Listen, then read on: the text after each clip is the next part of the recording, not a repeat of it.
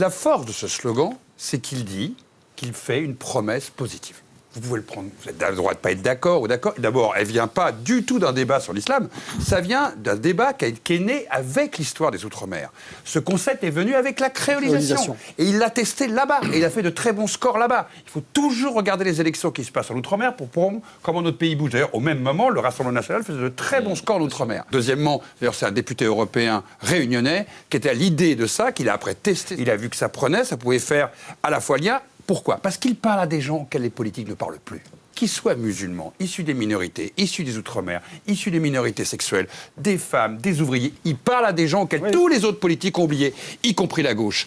Et quand on a, avec Olivier Faure, justement débattu, je lui ai dit, écoute, c'est très bien, dans tes 144 pages, tu as 0,87% de points qui développent ce qu'il dit lui en un slogan. C'est-à-dire que tu es très loin, mon ami, de pouvoir être entendu par ceux qui devraient aussi voter pour toi. Pourquoi ? Parce que vous n'analysez plus au Parti socialiste la société. Ces enjeux, ces questionnements, pas les socialistes de plus de 65 ans, pas les gens de mon âge blanc, mais aussi l'ensemble de notre société, les moins de 35 ans notamment, pourquoi ils iraient voter, les questions, les préoccupations qui sont les leurs. Bien sûr qu'ils ne lisent pas le programme.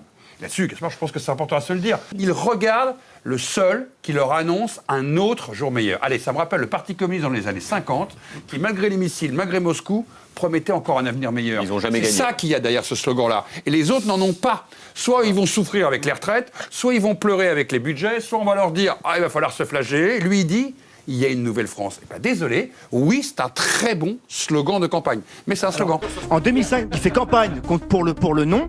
Il quitte le PS pour ça. Donc ça m'a intéressé. Puis quand j'ai regardé le programme, quand monsieur disait il y a aucun programme, il n'y a aucune vision pour la France, quand j'ai le programme de la France Insoumise, qu'on valide ou qu'on ne valide pas, monsieur Trère le sait, il y a une vision, il y a un programme qui est chiffré, qu'on valide ou pas. Vous le validez? Moi, je le valide. Il y a une vision, même la notion de Nouvelle France, moi, ça me parle. Et la Nouvelle France, c'est pas comme les médias d'extrême droite qui disent c'est que les racisés. Non, la Nouvelle France, c'est l'ancienne génération, les femmes qui n'avaient pas le même pouvoir en 68. Et maintenant, donc pour moi, il y a un projet de société. Non, mais ce qui me conforte encore plus sur le programme, c'est quand je vois, par exemple, désolé du mot, le torrent de merde qu'a pris Bali Bakayoko. Ça me conforte dans mon choix. Maire de Saint-Denis. Maire de Saint-Denis,